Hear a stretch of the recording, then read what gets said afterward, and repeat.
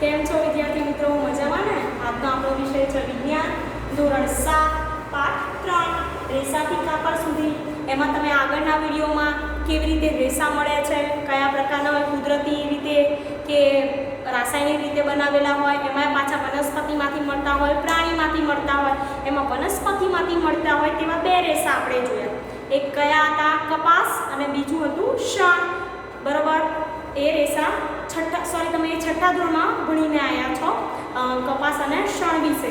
આપણે આ ચેપ્ટરમાં આગળ તમે ઊન જોયા, પ્રાણીજ રેસા, કે કયા કયા પ્રાણીઓમાંથી આપણને ઊન મળે છે. તો બકરા, ઘેટા, ઊંટ, સસલા, યાક જેવા પ્રાણીઓમાંથી આપણને ઊન મળતું હતું. અને અલગ અલગ પ્રકારના ઘેટાની પ્રજાતિ પણ જોઈ, લોહી, બાખરવાલ, મારવાડી, પાટણવાડી વગેરે જોયું. અને એના અલગ અલગ પ્રકારના ઊનમાંથી કઈ વસ્તુઓ બનાવાય તે પણ આપણે આગળના વિડીયોમાં જોયું. તમે છઠ્ઠા ધોરણમાં આ પાઠ ભણીને આવ્યા છો અને એ પાઠમાંથી વધારે માહિતી આ પાઠમાં મેળવવાની છે. તો આપણે પહેલા રેશમની વાત કરીશું.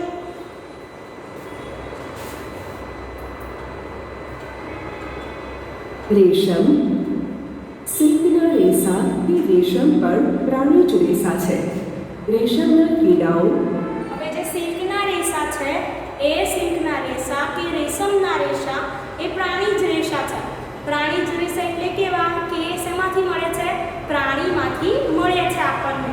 હવે રેશમના કીડાઓ રેશમના રેસાઓનું નિર્માણ કરે છે. તો આકૃતિમાં તમને અહીંયા દેખાય છે ડીસીમાં કે આ છે રેશમના કીડા, આવા હોય. બરોબર? અને એમાંથી આપણને મળે છે રેશમના રેસા. રેશમના રેસાઓનું નિર્માણ કરે છે. રેશમ પ્રાપ્ત કરવા માટે રેશમના કીડાઓનો ઉછેર કરવો તેને સેરીકલ્ચર કહે છે. રેશમના જે કીડાઓ હોય છે આવી રીતે તમે જુઓ, એના માટે આવો ભાગ ખાના જેવું બનાવેલું હોય છે અને પછી એમાં રેશમના નાના નાના કીડાઓ છે એનો ઉછેર કરવામાં આવે. ઢગલાબંધ કીડાઓનો ઉછેર કરવામાં આવે. તો રેશમના કીડાઓના ઉછેર કરવાની જે પદ્ધતિ છે એને કહેવાય છે સેરીકલ્ચર. શું કહેવાશે? સેરીકલ્ચર. યાદ રાખજો, સેરીકલ્ચર એટલે શું? તો રેશમના કીડાઓની ઉછેર કરવાની જે પદ્ધતિ છે તેને સેરીકલ્ચર કહે છે. તમારા માતૃશ્રી કે કાકીશ્રી કે દાદીમાને પૂછીને જુદા જુદા પ્રકારના રેશમ અને રેશમી સાડીઓ વિશે જાણકારી મેળવો અને જુદા જુદા પ્રકારના રેશમનું લિસ્ટ બનાવો. રેશમના વિવિધ પ્રકારો આ પ્રમાણે છે: મલબેરી સિલ્ક, ટસર સિલ્ક, એરી સિલ્ક, મુગા સિલ્ક વગેરે. રેશમ. હવે એ શું હતા? તો રેશમના પ્રકાર આગળ આપણે આવશે કે મલબેરી સિલ્ક, એરી સિલ્ક, મૂંગા સિલ્ક વગેરે. મેળવવાની પદ્ધતિની ચર્ચા કરીએ તે પહેલા રેશમના કીડાના જીવનચક્ર વિશે જાણવું રસપ્રદ બનશે. હવે આપણે જોવાનું છે રેશમના કીડાનું જીવનચક્ર, કે કીડામાંથી કેવી રીતે પ્રક્રિયા થઈ આપણને રેશમ મળે છે. રેશમના કીડાની જીવનગાથા. માદા રેશમનો કીડો એક સમયે 200 થી 300 ઈંડા શેતુરના ઝાડના પાંદડા પર મૂકે છે. હવે યાદ રાખજો, નાના નાના પ્રશ્નો આમાંથી નીકળી શકે છે. હવે તો 7મા ધોરણમાં આવ્યા, તમને પ્રશ્નની ખબર પડવી જોઈએ, જવાબ કે કયો પ્રશ્ન કેવી રીતે પૂછાઈ શકે. તો એવું પૂછે કે રેશમના જે કીડા છે કયા વૃક્ષ પર જોવા મળે? તો રેશમના જે કીડા છે તે શેતુરના વૃક્ષ પર જોવા મળે છે. અને શેતુરના વૃક્ષનું વૈજ્ઞાનિક નામ શું છે? તો મોરસ આલ્બા. યાદ રાખજો, એ શેતુના વૈજ્ઞાનિક નામ છે ઝાડનું. તો રેશમનો જે કીડો છે શેતુરના વૃક્ષ પર જોવા મળે છે અને એક સમયે કેટલા ઈંડા મૂકી શકે વિચારી શકો? 200 થી 300 ઈંડા. ઘણા વધારે કહેવાય. 200 થી 300 ઈંડા એ મૂકે છે. ઈંડામાંથી ડીંગ નીકળે છે, જેને કેટરપિલર અથવા રેશમનો કીડો કહે છે. હવે પહેલું સૌપ્રથમ શું કર્યું? તો જે રેશમનો કીડો હતો એ કીડાએ શું કર્યું? ઈંડા મૂક્યા. ઈંડામાંથી શું નીકળે છે? તો ડીંગ નીકળે છે. બીજી અવસ્થા ડીંબ નીકળે, જેને કેટરપિલર અથવા રેશમનો કીડો કહેવાય છે. કેટરપિલર શેતુના તાજા અને કોમળા પાંદડા ખાય છે. 25 થી 30 દિવસ પછી કેટરપિલર વૃદ્ધિ પામીને તેના જીવનચક્રની ત્યાર પછીની અવસ્થામાં આવે છે. હવે 25 થી 30 દિવસ પછી, કેટલા દિવસ? 25 થી 30 દિવસ. એ જે કેટરપિલર હતી એ કેટરપિલર શેતુના કોમળા પાંદડા ખાય છે ખોરાક તરીકે. ત્યારબાદ તે વૃદ્ધિ પામી, એટલે કે ધીમે ધીમે વૃદ્ધિ પામે છે, વિકાસ પામે છે અને પછી જીવનચક્રની બીજી અવસ્થામાં પ્રવેશે છે. તેને પોષિત અવસ્થા કે પ્યુપા કહે છે. હવે એ જે બીજી અવસ્થા છે એને કહેવાય પ્યુપા. શું કહેવાશે? પ્યુપા. તે પોતાની આસપાસ જાળું રચે છે જે તેને પકડી રાખવામાં મદદરૂપ થાય છે. ત્યારબાદ હવે એ શું કરશે? એ તો પોતાની આસપાસ એક પ્રકારનું જાળ રચશે, બરોબર? બાદ તે પોતાના માથાને અંગ્રેજી આઠ આકારમાં એક છેડાથી બીજા છેડા સુધી લઈ જાય છે. હવે તમે જુઓ આ અવસ્થા કે તેમાં કેટરપિલર પોતાના માથાને અંગ્રેજી આકાર 8 પ્રમાણે એક છેડાથી બીજા છેડા સુધી લઈ જાય છે. ક્યાંથી? તો અંગ્રેજી આકાર 8 પ્રમાણે એક છેડાથી બીજા છેડા સુધી. તે દરમિયાન કેટરપિલર પ્રોટીનના બનેલા તાતણાઓનો સ્ત્રાવ કરતો જાય છે, જે હવાના સંપર્કમાં આવતા સખત રેશમનો તાર બને છે. હવે એ જે કેટરપિલર છે શું કરે છે? તો પ્રોટીનના બનેલા તાતણાનો સ્ત્રાવ કરે. આ જે તાતણા હોય એ શેના બનેલા હોય છે? પ્રોટીનના. અને જે હવાના સંપર્કમાં આવે એટલે શું બની જાય? તો રેશમનો તાર બની જાય. ઝડપથી કેટરપિલર આ રેશમના તાર વડે પોતાની જાતને ઢાંકી દે છે અને તે પ્યુપામાં રૂપાંતરિત પામે છે. હવે સૌથી પહેલા રેશમના કીડાએ ઈંડા મૂક્યા. ઈંડામાંથી શું બની? કેટરપિલર. કેટરપિલરમાંથી શું કર્યું? તો 8 આકારમાં પોતાના શરીરને બાણે પ્રોટીનના બનેલા તાતણાનો સ્ત્રાવ કરે. સ્ત્રાવ કર્યા બાદ તે શેમાં ફેરવાઈ જાય? તો પ્યુપામાં પોતાની જાતને તાર વડે ઢાંકી દે છે અને પ્યુપામાં ફેરવાઈ જાય છે. આ ઢાંકવા માટેના આવરણને પોશેટો કહે છે. પોશેટો 500 મીટર લંબાઈના રેશમના તાર વડે બને છે. હવે જે આવરણ બનાવ્યું ને પોતાની જાતને તાર વડે ઢાંકી, તેને કહેવાય પોશેટો અને એ 500 મીટર લંબાઈના રેશમના તાર વડે બને છે. તમને સમજણ પડી હશે? પ્યુપાનો હવે પછીનો વિકાસ આ પોશેટોમાં જ થાય છે અને તે પતંગિયામાં રૂપાંતર પામે છે. હવે જે પોશેટો હતો એ પોશેટોમાંથી શું થયું? તો પતંગિયું બને છે. એ પ્યુપાનો હવે વિકાસ પોશેટોમાં થાય અને ત્યારબાદ તે પતંગિયામાં રૂપાંતર પામે છે. રેશમના તારનો ઉપયોગ રેશમના વસ્ત્ર બનાવવા માટે થાય છે. તમે કલ્પના કરી શકો છો કે રેશમનું નરમ તાતણું સ્ટીલના તાર જેટલું મજબૂત હોય છે. હવે એવું પૂછાય કે રેશમનો જે તાતણો છે એ કેવો હોય? તો રેશમનો તાતણો સ્ટીલના તાર જેટલો મજબૂત હોય છે. વિચારી શકો, તમને વિચાર આવશે કે સ્ટીલનો તાર જોઈએ તો કેટલો મજબૂત હોય. તો એ સ્ટીલનો તાર છે એવો જ રેશમનો નરમ તાતણો મજબૂત હોય છે. રેશમના કીડાના કોષોમાંથી રેશમના દોરા મેળવવામાં આવે છે. રેશમના કીડાઓના ઘણા પ્રકારો છે જેઓ એકબીજા કરતાં જુદા કરી આવે છે અને તેમના વડે મળતા રેશમના તાર, પોત, બરછટપણા, લીસાપણા તેમજ ચમક વગેરેમાં જુદા જુદા હોય. હવે અહીંયા રેશમના કીડા મળતા રેશમના તાર કેવા હોય છે? તેના પોત છે, બરછટપણા, લીસાપણાના ચમક માટે કેવા હોય? અલગ અલગ. જેમ આપણે ઊનમાં જોયું હતું કે સારા સુવાળા રેસા હોય ઊનના, ઘણીવાર બરછટ રેસા હોય, તો એ પ્રમાણે અહીંયા રેશમના રેસાની વાત. તો બોમ્બિક્સ મોરી નામના જે રેશમના કીડા છે એ આવું આપે છે. સિન્થિયા એ આવું, પછી થિયોફિલા રિલિજિયોસા એ પણ એક પ્રકારનો રેશમનો કીડો છે જે અલગ પ્રકારનું રેશમ આપે, અને એન્થેરિયા પાપિયા પણ એક પ્રકારનો રેશમનો કીડો છે કે જે અલગ અલગ આ બધા કીડાઓ શું કરે તો અલગ અલગ પ્રકારનું રેશમ આપે છે. હોય છે. આમ tussar silk, muga silk, kosa silk વગેરે જુદા જુદા પ્રકારના રેશમના કીડાઓના રેશમના તાર વડે મેળવાય છે. હવે આ પણ સિલ્કના પ્રકાર છે. ટસર સિલ્ક, મૂંગા સિલ્ક અને કોસા સિલ્ક કે જે અલગ અલગ પ્રકારના કીડામાંથી આપણને આવું સિલ્ક મળે છે. સૌથી સામાન્ય રેશમનો કીડો એ મલબેરી રેશમનો કીડો છે. યાદ રાખજો કે સૌથી સામાન્ય રેશમનો કીડો કયો? આટલા બધા રેશમના કીડા આપણે જોયા અલગ અલગ, એમાં મલબેરી રેશમનો કીડો છે સૌથી સામાન્ય છે, અને જે શું આપે છે? મલબેરી સિલ્ક આપે છે.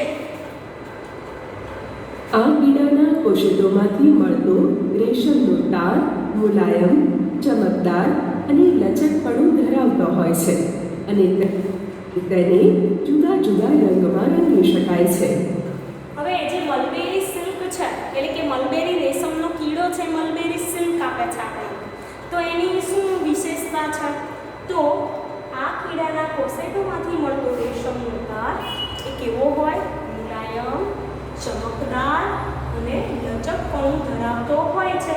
તેને જુદા જુદા રંગમાં પણ આપણે રંગી શકીએ છીએ. રેશમના કીડાઓનું પાલન અને ઉછેર એ ભારતનો અતિ પ્રાચીન વ્યવસાય છે. વ્યાપારી ધોરણે ભારત બહોળા પ્રમાણમાં રેશમનું ઉત્પાદન કરે છે.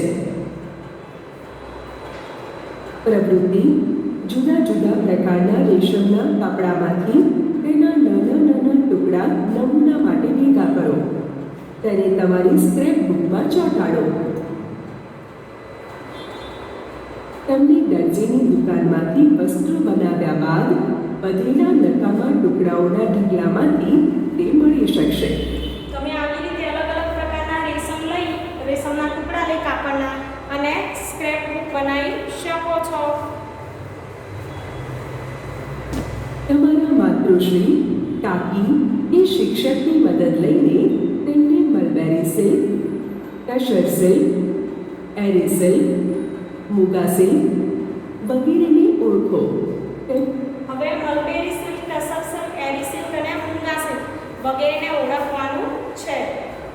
તેમની કૃત્રિમ રેશમના પોતની સાથે સરખામણી કરો જે કૃત્રિમ રેસાઓ ધરાવતું હોય છે. હવે રેશમમાં પાછા બે પ્રકાર છે કે કુદરતી રેશમ અને કૃત્રિમ રેશમ. તો મલબેરી, ટસર, એરી અને મૂંગા એ સિલ્ક આપણે કુદરતી રીતે મળે છે, અને કૃત્રિમ રીતે પણ રેશમ મેળવવામાં આવે છે પ્રક્રિયા કરીને. તો એમાં પણ આપણે જોવાનું કે બંને રેસાઓ કેવા છે, કુદરતી અને કૃત્રિમ રેશમના. આ બધા સિલ્કના ઉત્પાદન માટેના જુદા જુદા રેશમના કીડાઓના ચિત્રો ભેગા કરો. કૃત્રિમ રેશમ અને કુદરતી રેશમની હથેળી પર જોડથી ઘસવાથી બંને વચ્ચેનો તફાવત જાણી શકાય છે. અસલ રેશમને અડકતા કે ગરમ થાય છે, જ્યારે કૃત્રિમ રેશમ ઠંડુ જ રહેશે. તમને ખબર પડી હશે કે કુદરતી અને કૃત્રિમ રેશમ છે એ કેવી રીતે આપણને ખબર પડે કે કુદરતી છે કે કૃત્રિમ? તો અહીંયા કીધું છે કે કુદરતી રેશમ છે એને આપણે અડીએ તો શું થાય? તો અડીએ તો ગરમ થાય, અને કૃત્રિમ રેશમ છે કેવું રહે? ઠંડુ ને ઠંડુ. પ્રવૃત્તિ: શુદ્ધ રેશમ તથા કૃત્રિમ રેશમની દોરી અથવા તાર લો. કાળજીપૂર્વક તેમને સળગાવો. બળતી વખતે તેઓમાંથી આવતી ગંધમાં શું તમને કોઈ તફાવત જોવા મળે છે? હવે ઊનના દોરાને પણ કાળજીપૂર્વક સળગાવો. શું તેની ગંધ શુદ્ધ રેશમ જેવી છે કે કૃત્રિમ રેશમ જેવી છે? તમે આમ શા માટે થાય છે તે સમજાવી શકશો? કૃત્રિમ રેશમની દોરીને સળગાવતા તેની ગંધ બળતા કાગળ જેવી આવે છે, તથા તેમાંથી નરમ અને સફેદ રાખ ઉત્પન્ન થાય છે. આનું કારણ બંને કૃત્રિમ રેશમ અને કાગળ સેલ્યુલોઝના બનેલા હોય છે. હવે યાદ રાખવા પ્રવૃત્તિ તેમાં કૃત્રિમ રેશમ અને કુદરતી રેશમ બંનેને સળગાયા. તો સળગાવવાથી કૃત્રિમ રેશમની દોરીને સળગાવવાથી તેમાં ગંધ પડતા કાગળ જેવી આવે. કેમ? તો એ શેના બનેલા હોય? સેલ્યુલોઝના. એટલા માટે. અને તેમાંથી નરમ અને સફેદ રાખ પણ ઉત્પન્ન થાય છે. એ સેલ્યુલોઝ ક્યાં જોવા મળે? તો વનસ્પતિ કોષની કોષ દિવાલ સેલ્યુલોઝ નામના પદાર્થની બનેલી છે. એટલા માટે બળતો કાગળ હોય તેની સ્મેલ આવશે. શુદ્ધ કે કુદરતી રેશમને સળગાવતા તેની ગંધ બળેલા વાળ જેવી આવે છે તથા તેમાંથી કાળી અને બરડ રાખ ઉત્પન્ન થાય છે. હવે કૃત્રિમ રેશમમાં કેવી રાખ ઉત્પન્ન થાય? તો સફેદ જેવી. બરોબર છે. અને નરમ. જ્યારે એની સ્મેલ કેવી આવતી હતી? કાગળ બળતો હોય એવી. પણ કુદરતી રેશમ છે એની સુગંધ કેવી આવે? ગંધ તો બળેલા વાળ જેવી. આપણા વાળ બળે ને એવી સ્મેલ આવે છે. આનું કારણ કુદરતી રેશમ અને વાળ બંને પ્રોટીનના બનેલા હોય છે. કૃત્રિમ રેશમ સેલ્યુલોઝના બનેલા હોય, જ્યારે કુદરતી રેશમ અને આપણા વાળ શેના બનેલા હોય છે? પ્રોટીનના બનેલા હોય છે. રેશમના કીડાના જીવનચક્રમાં કોશિકાની અવસ્થા ક્યારે આવે છે તે જાણવા માટે આપણે નીચેની પ્રવૃત્તિ કરીએ. પ્રવૃત્તિ: આપેલી આકૃતિની ફોટોકોપી લો. રેશમના કીડાના જીવનચક્રના તબક્કાઓના ચિત્રોને સાચવીને કાપી લો. તેને કાર્ડ પેપર કે ચાર્ટ પેપર પર ચોંટાડો. ત્યારબાદ તેમને એકબીજામાં ભેદી દો. ત્યારબાદ તેમને જીવનચક્રના સાચા ક્રમમાં ગોઠવવાનો પ્રયત્ન કરો. તમારામાંથી કોણ ઝડપથી આ ગોઠવી શકે છે? જે ગોઠવી શકે તે વિજેતા બનશે. તમે તમારા શબ્દોમાં રેશમના જીવનચક્રનું વર્ણન પણ કરી શકો છો. તેને તમારી સ્ક્રેપબુકમાં લખો.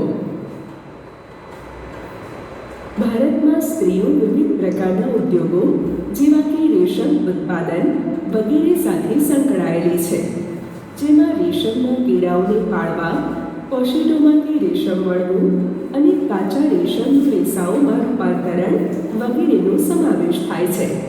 હવે તમે અહીંયા જોશો કે આપણા ભારત દેશમાં ઘણી બધી સ્ત્રીઓ એવી છે કે જે રેશમના રેસાના ઉદ્યોગ સાથે સંકળાયેલ છે. એમાં સૌપ્રથમ શું કરવામાં આવે? તો રેશમના કીડાને પાળવામાં આવે છે. ત્યારબાદ જે કોસેટો બન્યા એ કોસેટોમાંથી રેશમ વણવામાં આવે અને પછી કાચા રેશમનું રેસાઓમાં રૂપાંતરણ કરવામાં આવે છે, જેથી કરીને તેઓ દેશની આર્થિક વ્યવસ્થામાં પોતાનું યોગદાન આપે છે. ચીન રેશમના ઉત્પાદનમાં અવ્વલ છે. ભારત રેશમનું ઉત્પાદન સૌથી વધારે કરતો દેશ કયો છે એવું પૂછાય તો રેશમનું સૌથી વધારે ઉત્પાદન કરતો દેશ ચીન છે. ત્યારબાદ કયો નંબર આવે? બીજો નંબર આવે છે ભારતનો. પણ ટોચના રેશમ ઉત્પાદન કરતા દેશોમાં સ્થાન પામેલ છે. રેશમની શોધ. રેશમની શોધનો સાચો સમય જાણવો કદાચ સંભવિત નથી. એક પ્રાચીન ચીની દંતકથા મુજબ સમ્રાટ હુઆતા ટીએ તેની મહારાણી સે યુંગજીને તેમના બગીચામાં ઉગેલા શેતુરના વૃક્ષના પાંદડા ક્ષતિગ્રસ્ત થવાના કારણની જાણકારી મેળવવાનું કહ્યું. હવે એક રાજા અને એક રાણી હતા, મહારાણી હતા. બરોબર. ચીની દંતકથા મુજબ ચીનમાં શોધ થઈ છે એટલે ચીનની દંતકથા છે કે સમ્રાટ હુઆતા ટી અને તેમની મહારાણી સી યુંગજીને શું કર્યું હતું કે સેતુના પાંદડા વૃક્ષ હતા એના બગીચામાં. તો એ વૃક્ષ હતા સેતુના, એના પાંદડા ખવાઈ જતા હતા, એટલે કે ક્ષતિગ્રસ્ત થઈ જતા હતા, કાણા પડી ગયેલા હતા, અડધા કપાયેલા હતા. તો એમને વિચાર આવ્યો કે કેમ આવું થાય છે, એટલે એમણે આ કારણની જાણકારી મેળવવાનું કહ્યું હતું. મહારાણીને જાણવામાં આવ્યું કે સફેદ કીડાઓ શેતુના પાંદડાને ખાઈ રહ્યા હતા. હવે મહારાણીએ શું જોયું? તો જે સફેદ કીડાઓ છે તમને દેખાય છે આકૃતિમાં, તો એ પાંદડાઓને ખાઈ રહ્યા હતા. તેમણે પણ જોયું કે કીડાઓ પોતાની આસપાસ ચમકદાર કોશેટો ગૂંથે છે. હવે એ કીડાઓ શું કરે? તો તમે જાણો છો કે રેશમના તાર પ્રોટીનના બનેલા હોય, સખત બની જાય અને પોતાની આજુબાજુ એક આવરણ બનાવે, તેને કહેવાય કોશેટો. સંજોગવશાત એક વખત કોશેટો ચાના પ્યાલામાં પડી ગયો અને કોશેટોના કાનનું પૂંછડું છૂટું પડી ગયું. હવે આ મેઇન પોઈન્ટ છે કે કેવી રીતે રેશમના તાર મળે. તે જે રાણી હતા એ ચા પીતા હતા, તો ચાના પ્યાલામાં એ તારનું પૂંછડું હતું, કોશેટો હતું, એ પડી ગયું અંદર. હવે કોશેટોમાં શું છે, તો રેશમના તાર જે પ્રોટીનના બનેલા સખત છે. હવે જ્યારે એ ગરમ અવસ્થામાં પડ્યા તો શું થયું, તો એમાંથી ધીમે ધીમે રેશમના તાર છૂટા પડવા લાગ્યા. એટલે રાણીને ખબર પડી કે આવું કેમ થાય છે. જ્યારે તેણે એ ગૂંચળું બહાર કાઢ્યું તો તે એક લાંબા, પાતળા અને ચળકતા તાંતણા જેવું દેખાયું. તેણીએ શોધ્યું કે આ રેશમના રેસાઓને એકબીજા સાથે વળ ચઢાવવામાં આવે તો તેમાંથી એક નરમ દોરો બની શકે છે. પછી શોધ થઈ રેશમની, કે રેસાઓને એકબીજા સાથે વળ ચડાવવામાં આવે એટલે એકબીજા ઉપર, અને તેમાંથી એક નરમ દોરો બની શકે. તે એટલો બધો મજબૂત હતો કે તેણે દોરાની વણીને સમ્રાટ માટે ધાર્મિક વિધિમાં પહેરવાનો જથ્થો બનાવી શકી. અને શું બનાવ્યો? જથ્થો. તેણીએ આ શોધ સમ્રાટ સમક્ષ રજૂ કરી. રેશમની શોધથી સમ્રાટ એટલા બધા આશ્ચર્યચકિત હતા કે તેમણે તેમની મહારાણીને રેશમના કીડાઓનો ઉછેર, રેશમની કાતણી અને વણાટ માટેની પદ્ધતિનો વિકાસ કરવા ઉત્સાહપૂર્વક મદદ કરી. આમ રેશમનો ઉદ્યોગ ચીનમાં શરૂ થયો અને સેંકડો વર્ષો સુધી કડક ચોકી પહેરા હેઠળ તેની પ્રક્રિયાને ગુપ્ત રાખવામાં આવી. તો રેશમના ઉદ્યોગની શરૂઆત સૌપ્રથમ કયા દેશમાં થઈ હતી? ચીન દેશમાં. અને જે પ્રોસેસ હતી એને ગુપ્ત રાખવામાં આવી હતી વર્ષો સુધી. ત્યારબાદ લોકોને તેની જાણકારી થઈ. ત્યાર પછીના સમયમાં યાત્રીઓ તથા વ્યાપારીઓએ રેશમનો બીજા દેશોમાં પ્રચાર કર્યો. જે માર્ગ વડે તેમણે યાત્રા કરી તે માર્ગને સિલ્ક રૂટ કહેવામાં આવે છે. હવે જે બીજા દેશોમાં જે માર્ગ દ્વારા એમણે વિકાસ કર્યો, પ્રચાર કર્યો ચીનના જે લોકો હતા એમણે સિલ્ક માટે, તો એ રૂટને એટલે કે એ જે રસ્તો હતો તેને સિલ્ક રૂટ પણ કહેવાય છે. કોશેટોમાંથી રેશમ સુધી. રેશમ મેળવવા માટે રેશમના કીડાનો ઉછેર કરવામાં આવે છે. તેમના કોશેટોને ભેગા કરીને રેશમના તાર મેળવવામાં આવે છે. રેશમના કીડાનું પાલન. કોઈ પણ માદા રેશમનો કીડો એક જ વારમાં અનેક ઈંડા આપે છે. આ ઈંડાઓને સાવધાનીથી કપડાની પટ્ટીઓ અથવા કાગળ પર સંગ્રહ કરીને રેશમના કીડા પાળનારને વેચવામાં આવે છે.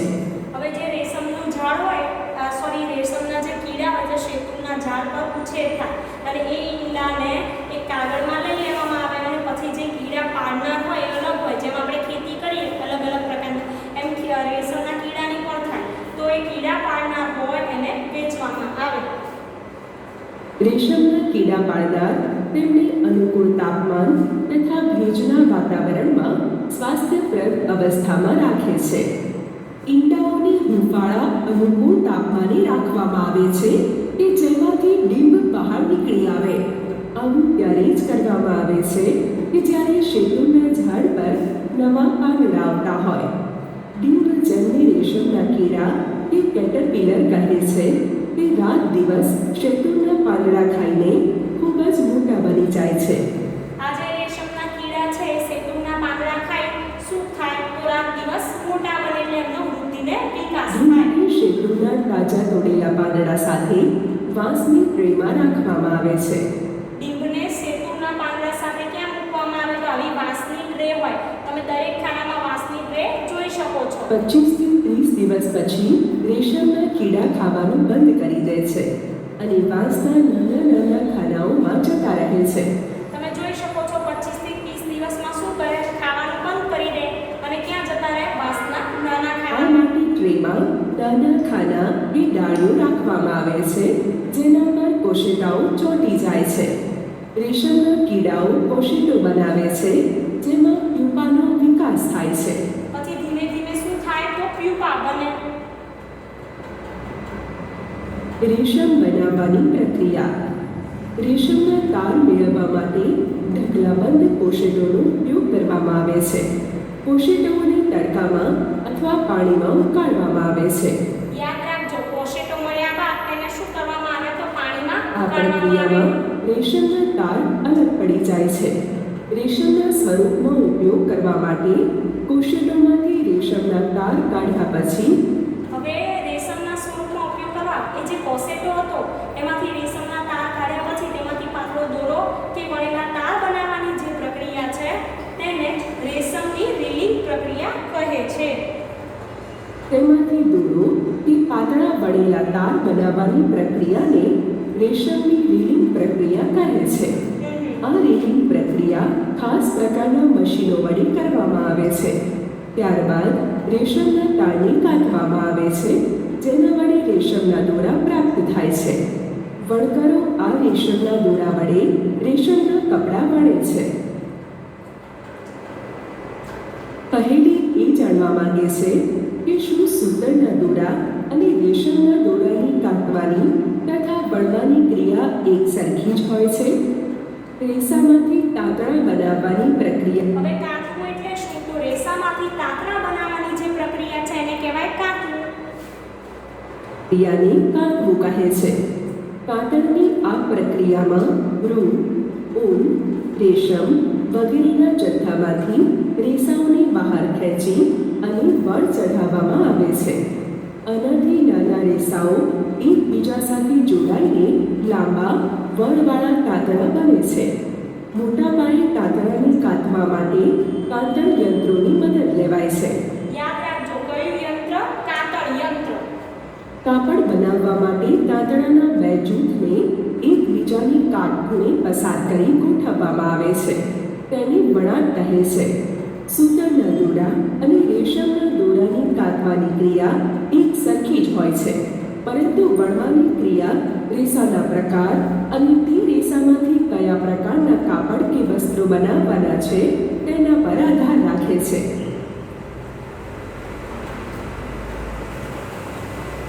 તો આમાં તમે રેશમ વિશે શીખ્યા, તમને સમજણ પડી હશે. Thank you.